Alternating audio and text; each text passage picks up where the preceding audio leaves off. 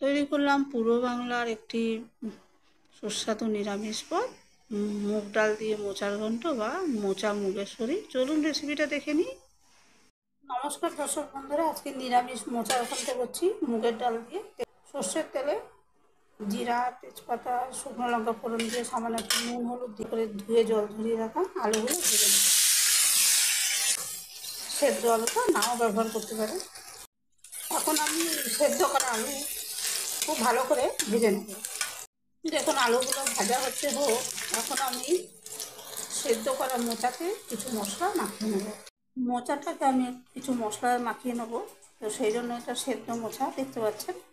এখানে স্বাদ মতো নুন আছে, হিং আছে, শুকনো লঙ্কার গুঁড়ো, হলুদ গুঁড়ো, একটু গরম মশলার গুঁড়ো আছে, আর এখানে আছে ধনে, জিরে, আদা, আর একটু বেশি মাত্রায় দারচিনি, হামাদিস্তায় থেতো করা।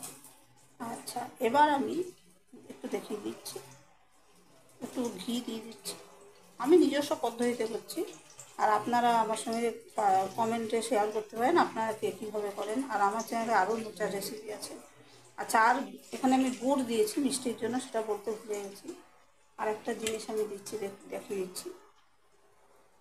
একটু দুধ এখন দিচ্ছি, একটু পরে দেবো।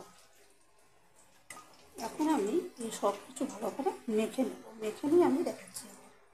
দেখুন আমি মশলাগুলো মোচার সঙ্গে ভালো করে মাখিয়ে নিয়েছি। এবার আমি এটা কষিয়ে নেব। এগুলো আমার ভাজা হয়ে গেছে, আর এবার আমি ম্যারিনেট করা মোচাটা দিয়ে দেবো। দিয়ে আমি খুব ভালো করে আমি ভেজে নেব।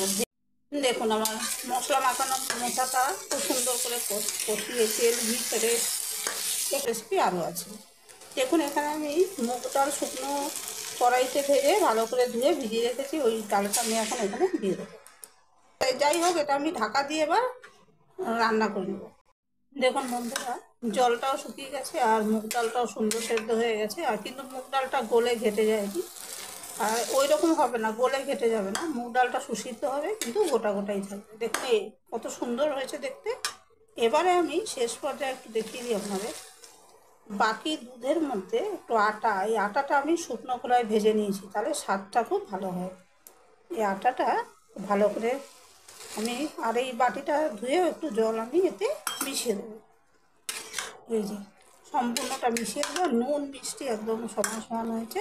আর আমার রান্না শেষ হয়নি, আর একটু বাকি আছে, থাকুন আমার সঙ্গে। আটাগুলো যে দুধটা আমি মিশিয়েছিলাম সেটা শুকিয়ে গেছে, আর এবার আমি শেষ পর্যায়ে কিছু চীনাবাদাম ভেজে রেখেছিলাম, ওটা মিশিয়ে দিলাম। আর যারা এইভাবে মুগ ডাল দিয়ে মোচার ঘন্ট করে দেখেননি, একবার অবশ্যই ট্রাই করে দেখবেন, খুব ভালো লাগে। চীনাবাদাম ভাজাটা ভালো করে মিশিয়ে নিয়েছি, আমার মোচার ঘন্টটা তৈরি হয়ে গেল। ডাল দিয়ে মোচার ঘন্ট বা মোচা মুগেশ্বরীটা আমার তৈরি হয়ে গেছে। আর কেউ চাইলে রেসিপিটি ট্রাই করে দেখতে পারেন, খুব সুন্দর লাগবে। আর আমার চ্যানেলে এরকম আরও অনেক রেসিপি আছে।